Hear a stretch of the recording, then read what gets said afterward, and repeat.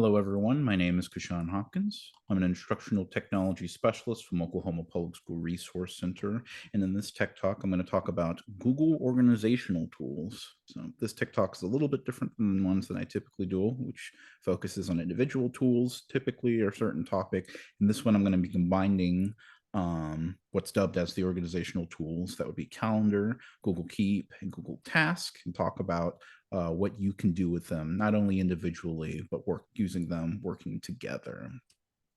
I'm also joined here with my colleague. I'll give him an opportunity to introduce himself. Hello, I'm Kurt Bernhardt, Technology Director for OPSRC. Kashan and I make up the technology team here. We're here to help you with any type of technology needs. We can provide PD for your teachers, or we can help you with your network or anything else. Just reach out to us, and Kashan will let you know how. Yep. Thank you, Kurt. I would say the best way to reach out to us would be through email. You can get that through techteam@opsrc.net. That's spelled TECHTEAM at sign OPSRC.net.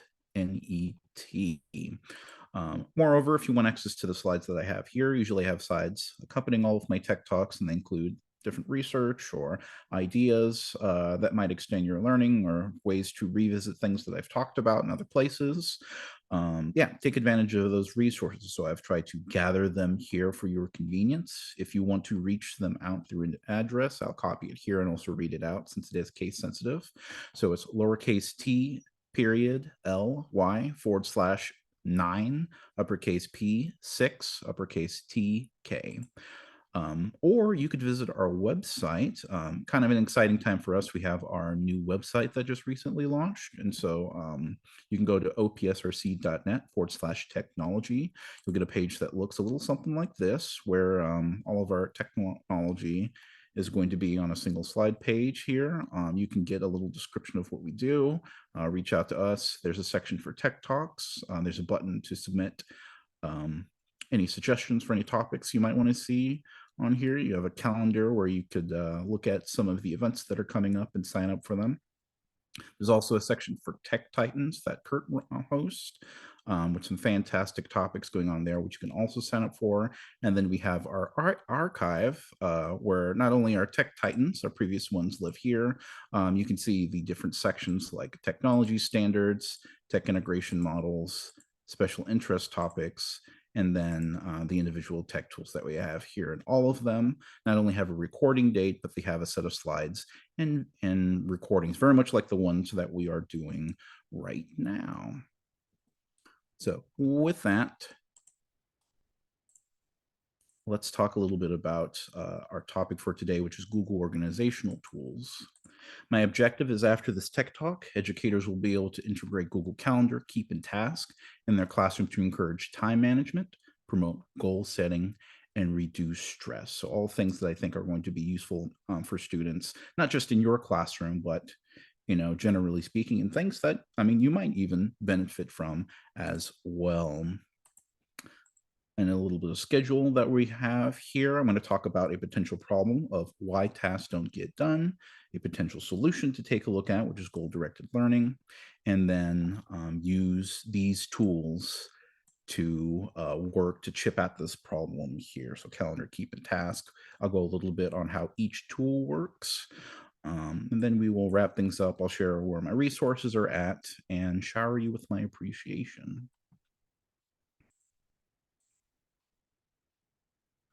Let's get started.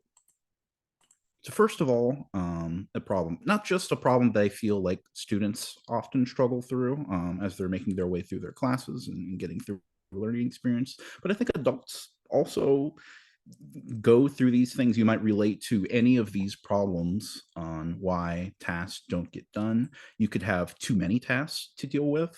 And I know personally, when I have so many tasks, sometimes I just do none of them. I'll sit at home and think about all the stuff that I need to do on a weekend, and just find myself just sitting there like a log scrolling through my Twitter, trying to find something to make it feel like I've accomplished something. And The other thing is failing to have a plan, and this typically comes with some kind of lofty, big goal. Maybe you might have some sort of initiative that you have in school and sort of bottoms out because of the fact that there are no concrete steps to follow out. Another reason why things don't get done is too much time. Like you might have a plan already in place, but too much time is spent on things that aren't as important to the overall success. So students might go through this where you'll assign them like 30 problems on a homework assignment, and students just don't turn in a homework assignment, or they turn it in partially because they're just stuck on that one problem, and it's hard for them to move on without struggling through it, and it just becomes like a frustrating experience for them. Or maybe you're trying to accommodate for a learning need, and a very common accommodation is just having time. And sometimes, if you're trying to pace yourself and get through, you have to get through certain units, and you only have 180 days, or you're trying to get ready for a standardized test. It's that struggle of, yes, I want to give you more time, but we have these things to take care of, and so you have to always wrestle with that. And then, of course, there's low motivation. You might have the tools to succeed. You might have a great lesson plan. Um, or you want to figure out a good way to like exercise, and you have an idea of like, yes, this is something that I want to do, but then when it comes to actually just pulling it off, you have to consider the motivational aspect of it, and sometimes it's hard to approach that. So through these different things, and of course there's probably more, I recommend taking a look at something called goal directed learning. um, and for students at least specifically, and this is something that you can also potentially apply to yourself as well. Before I unpack goal directed learning, I just want to talk a little bit where it came from. At least the terminology that I'm using here is from the technology integration matrix. The idea is that we have 5 levels of technology integration, starting from the most simple from the left side, going all the way to the right, the most complex and most involved. And it has students independently reaching out for tools and using it in innovative, creative ways. And then there are 5 different characteristics that you could observe on these different levels. They are the following here, but the one that I'm concerned with, at least for this particular tech talk, would be the goal directed one, the very last one. The way that goal directed learning looks like, if you unpack it, is setting goals, planning activities, monitoring progress, and evaluating results. Now, I'm putting this under the lens of these are different things that students should engage themselves in to accomplish goals or accomplish tasks here in this case. So this can look like, you know, just turning in homework regularly or being prepared for tests. So these are things that students can utilize to be universally successful here, or at least that's what I'm arguing over here. Tools that I think, or technology tools that I think you can immediately reach out to that are accessible, would be things like managing a calendar, or making sure that you have a to-do list for your task, or just taking good notes that are not only meaningful to them, to the person taking the notes, but also they could be shareable, or they're easily accessible. And so there lives this little pocket inside of the Google Workspace or the suite, however you know it as, and that all of these tools are packaged together and really accessible. Like if you go to the calendar, then you have access to keep and task. It's all in the same space. And additionally, um, they all have mobile apps. So if students are managing their phones, they can always access this information that they can set up here. So what I am hoping to do is, by sharing you and showing you how some of these tools can be used, hopefully encourage you to not only you could apply it to your own your own practice, but also teaching or giving students the opportunity to engage with the tools themselves, practice this, and start being a little bit more successful on the planning phase, the trying to get them to reflect on what they are actually doing, and make plans to be successful here. So that is what I'm going to do for the next 20-ish minutes that I have with you, starting with Google Calendar. So I'll do a little bit of overview and I'll do a short little showcase, just highlighting a couple of features, things that I feel like if you put in the hands of your students and give them the opportunity to not only play with the tools so they can see the constraints of the tools, but also um, apply it in situations where it is going to be useful um, to help them organize parts of their lives so they can always refer back to it, and hopefully they could start using it, outside of the classroom here. But I think finding a situation where students can immediately apply and the see the value of all of these little time management tools and productivity tools is going to be really useful to them. So, starting with Google Calendar, managing a calendar service is a great way for time management. That's the part of the definition that I give here. It's a time management and scheduling service, and they not only can coordinate things with their own schedule, but they also can coordinate with other people's schedules. Activities, or they have. Oh, hang on. Microphone get mad at me. There it is.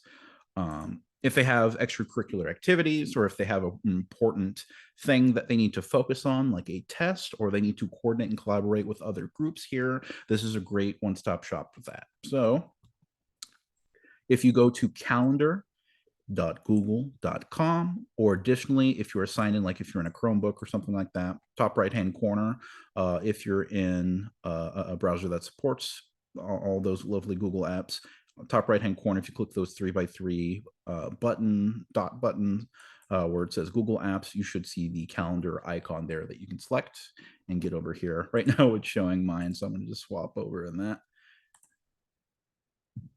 There we go. So a little bit of a blank canvas on here, and you get a nice little calendar view, and it's really easy to add events on here. You can either go to the top left-hand corner where it says create, and you get a fold-out menu that you can create events or tasks, or you could select a part of the calendar itself, and you automatically get a little prompt that you can start filling in here.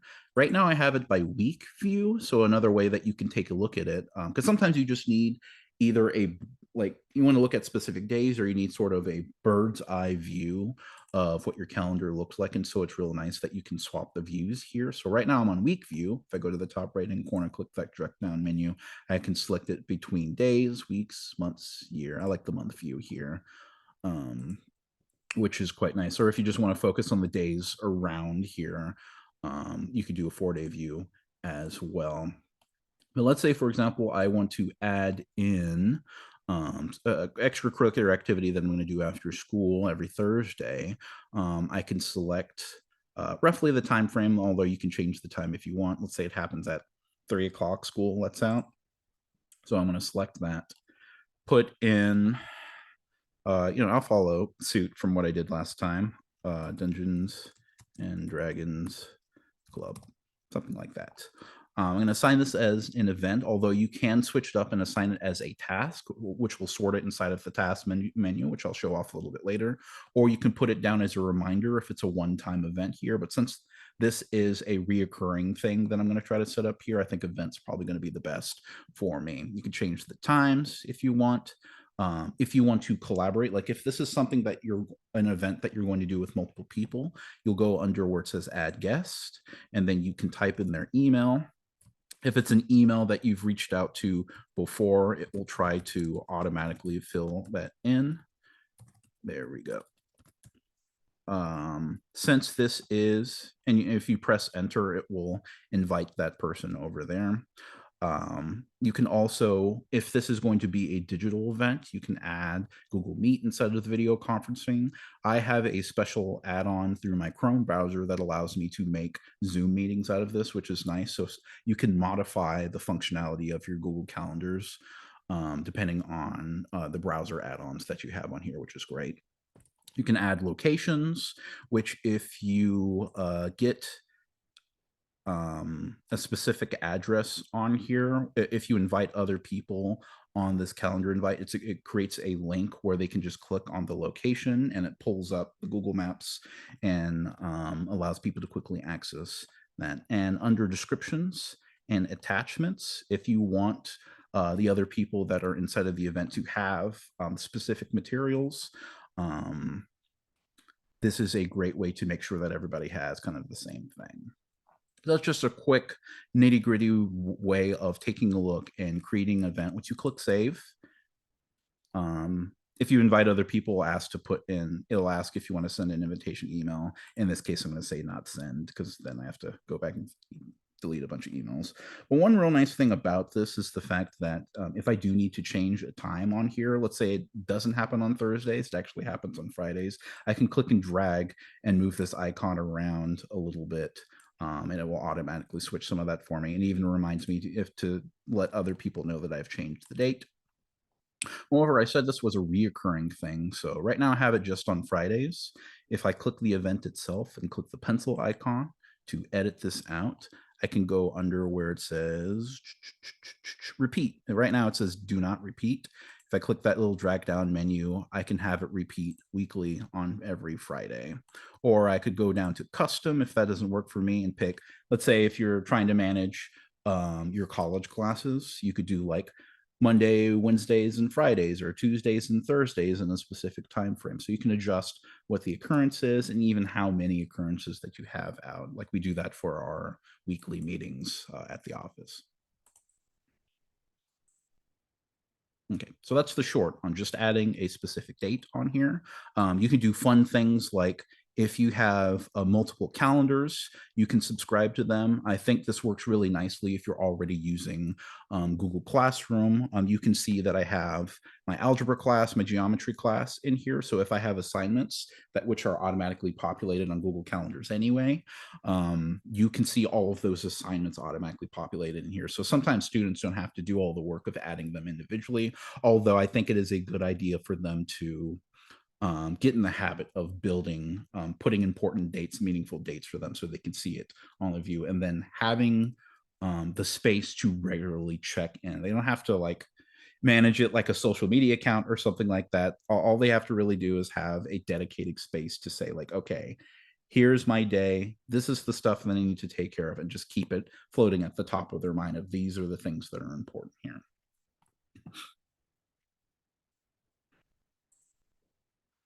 Okay, what else can we talk about that? Okay, I think this is probably a good time to talk about how to access Google Keep and Task on here. Something that you can do, and you can even see it says pending task at the top, is whenever you're creating an event, you can refer to it as a task. Let's say there's something specific that I need to do on here. Like for example, I need to turn in permission slip to coach. This might be meaningful to your student or something like that. I can give a little description of what that looks like, and then I can press save. And that will filter it under where tasks are, which I guess I'm getting a little ahead of myself here, but that's fine. I'm going to switch to tasks since I feel like it here. On the right-hand side, you see a little toolbar where Google Keep and Task are. If I select that, you'll get your little slide up menu, and here is where tasks live. I think task invites a lot of comparisons between keep and task. It is a way that you can keep track of lists or a bunch of information here, but I think task is a more simpler, lightweight version of Google Keep on here. And so you can see when I added turn in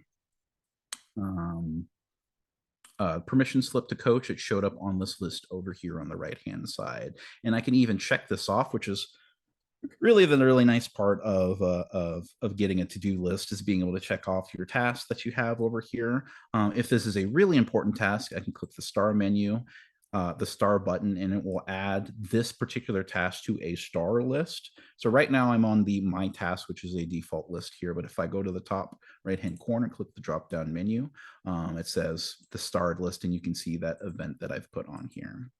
You can also create multiple lists. So if you want to create like a list per class, that can also help manage some of the tasks that they have on here. So just simply having this in front of them, excuse me, quickly accessible, and then they can see like as they have things that they need to do, having the practice of going, okay, I recognize that this is something my teacher wants me to do. I'm going to put it on this task list on here. So building the space for them to be organized and productive. So when they see this on here, it's worth the 5 seconds it takes to create this task.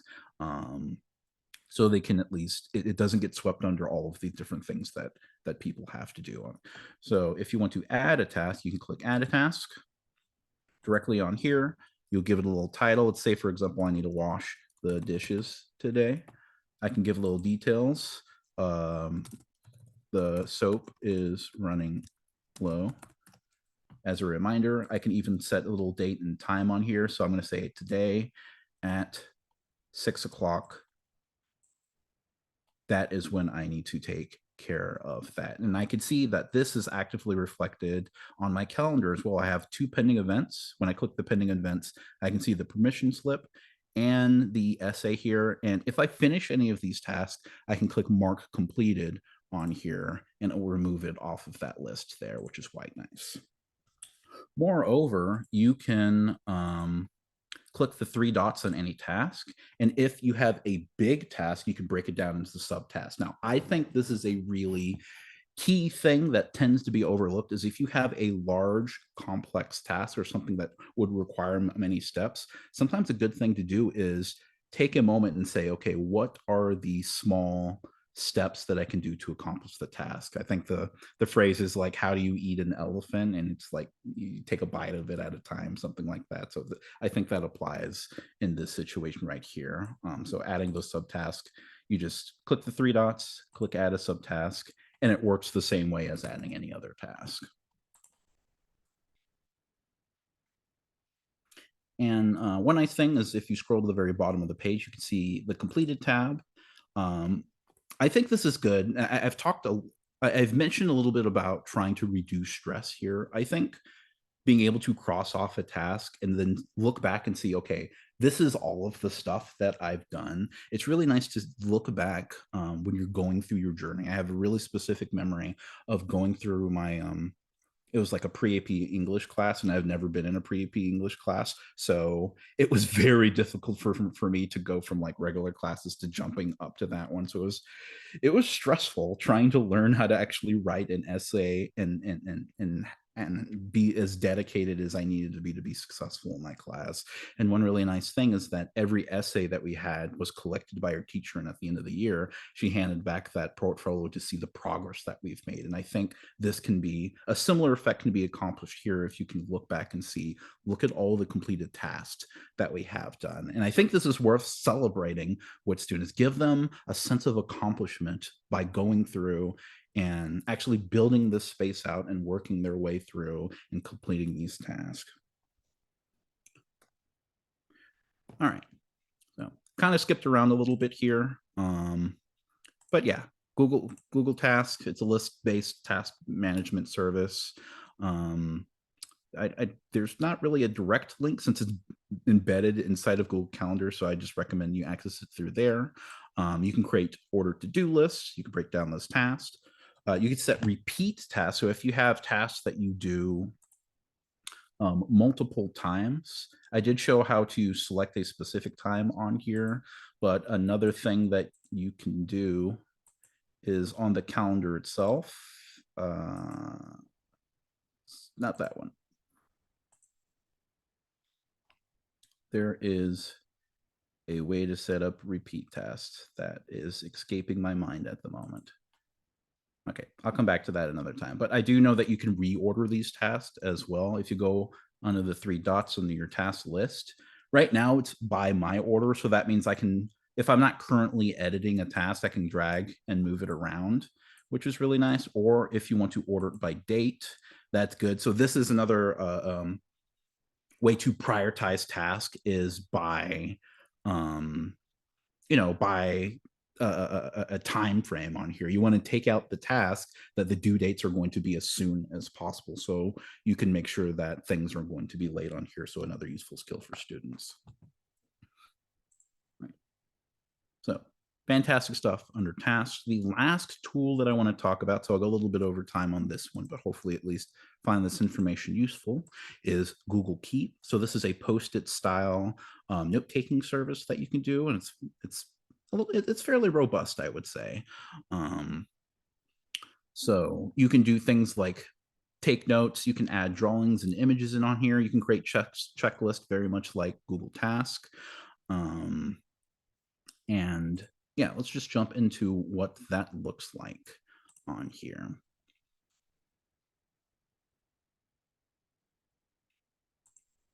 So on the right-hand side, if you click on Keep, you get the slide up menu just like the task. So it works very similar to what you had before. And if you click on plus, take a note. Yeah, plus, take a note. It's a pretty simple interface. It opens up a little text box that you can enter in on here. So whenever a teacher is talking, we can type down any notes we might have on here. We're in this particular tech talk, we were talking about Google Calendar and Keep and task. Boom. And then I click done, and it's all done. Now I have a pinned message up here. That way that if you have a really important note, you can shuffle it to the top as well. And one other thing that I don't think I showed when I was on a calendar is that you can actually attach notes to events on here. Let's say, for example, I need to make sure that I have specific things for Dungeons and Dragons Club. So I'm going to click on this event that I have here. I'm going to click on edit. And then when I click on take a note, you can see that I have this event attached to this note on here, which is real nice. And then I can click on, actually, I don't want to do a note. I want to do a checklist instead. So instead of clicking on take a note, I'm going to click on the checkbox here. And this will let me create a list. So I'm going to title this as stuff to bring. I'm going to, common things would be a set of dice. I need a character sheet. Maybe I want to bring my laptop so I can keep everything all together. And I want to make sure that I bring pencils so I can erase reminders for myself. And then I'm going to click done. So now, anytime that I open up this event that I have over here, I'm going to get rid of that for the club. I can go and edit, and I can go under keep, and it says related on here, and it will, no matter where this piece of note is, it'll shuffle it up to the top for me. I believe it does it over pinned items as well. Yeah, absolutely. So it has the pinned item at the top, but it has the related item that I have here. So great stuff. And you can even check those off. You click those boxes and you can see the list up on top and the complete list on the bottom. And if I want to click the event itself, it will open that up for me on the calendar. There it is. Cool. Now, there is more that you can get into here on Keep. If you go to the top right-hand corner, it says open in a new tab. This is where you can take advantage of the rest of the functionality for Google Keep. You not only have all of the notes that you have taken before, and you can click and drag and move them around on here, and visually organize all of them. You can still take notes at the top right-hand corner of your screen. You can create new lists, or you can create notes with drawings or images on here. So sometimes people take notes in different ways. And I think this is a great way to accommodate for that. Like, for example, if you're doing it on a mobile device or like an iPad, you can click add a new note with drawing. And it's not going to look great on my end because I'm using a keyboard and a mouse, but you can draw out your notes, which is great. You got pencils, you got pens, you got markers. You can change the grid from square to nothing to rules to dots to squares. So there's lots of little options so that you can take notes in a way that makes the most sense to whoever's taking the notes at the time. And a cool thing that you can do with that is top right-hand corner. If you click those three dots here, you can say export as image, and it'll spit it out as a PNG that you can access and you can share with other people. But I'm going to go back. You can see this, it will essentially frame this as an image. So this is what it looks like if you upload an image. And if you scroll down, you can add a little note, which I think is good. So you can easily track whatever information that this was supposed to represent. And also on any one of the notes, you can click on remind me. If you click on that, you can have these notes integrate with your calendar. So that way, if you want to reference back to it, let's say, for example, If you want to reference your notes just before a test, you might want to set a timer for that notes. And that way it will remind you to, hey, maybe an hour before your test, take a look at these notes. So good stuff here. One last thing that I want to show you here is you can add labels. So if you're familiar with this system works the same as like a mail system. If you have tons of mail, sometimes you want to be able to sort down to very specific sets of email, or you want to group certain emails. It works the same with Google Keep as well. So let's say, for example, this note I have here is related to OPSRC. And this picture that I've drawn is related to OPSRC. If I click on the three dots where it says more, and then click add a label, I can either add a new label by typing it out and pressing enter, or I can select existing labels. So you can see it tags these with the OPSRC label. And what that lets me do is on the left-hand side, I can see the label OPSRC. And when I click that, it will remove all of my notes except for the ones with the OPSRC tag. So this is a way that you can organize your notes that you have on here. So if a student is trying to figure out sort through information for 6 different classes, they can sort them with these different tags here, and it's as easy as going over it, clicking those 3 dots, selecting whatever the label is, and then checking it on there. And you can see there's a little person symbol with the plus. If you want to share out these notes, you could collaborate them, which is a nice little feature.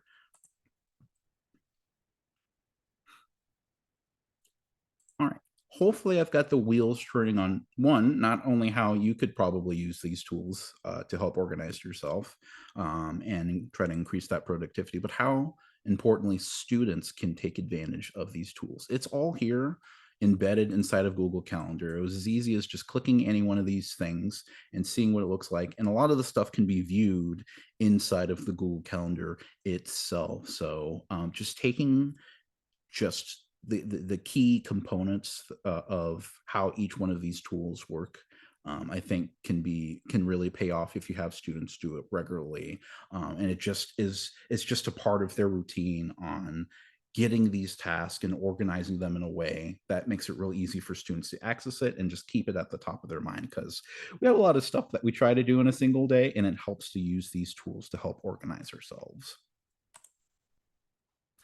With that, I think I am out of time. So if you've made it up to this point, thank you so much for listening to me. I hope this was a valuable use of your time. Um, the last couple of slides on here that I've been using are dedicated to the resources. And so there are Google Learning Center pages on here that has videos and help articles and all sorts of lovely things dedicated for each one of those tools. So I suggest you check those out. I've also filled this page. You wouldn't have to go far to figure out how other people are using these tools inside of the classroom. So I've included some links for calendars, keep, and task on here by various other sources. I try to avoid overlap, so that's why I picked these. On this next page is technology integration. I always try to have it as part of my tech talks that I have on here. So you can make a plan for how tools are going to be used so you can get a more predictive result. And I've included a bunch of resources on there. So if you ever want to chat about any of these, I would love to. And then finally, my last page over here, I want to shower you with appreciation. Please take a moment to do the evaluation that I have a link for right here, and the QR code takes you to the same place. I'm Kashawn Hopkins. I'm joined here with Kurt Bernhardt. Thank you so much, Kurt. Together we make it the Tech Team, and you can reach out to us through techteam@opsrc.net. And I'm going to change this up, but you can also access other technology things we're doing through opsrc.net/technology. And we have our little social media buttons down there as well if you want to reach out to our whole community of members as well.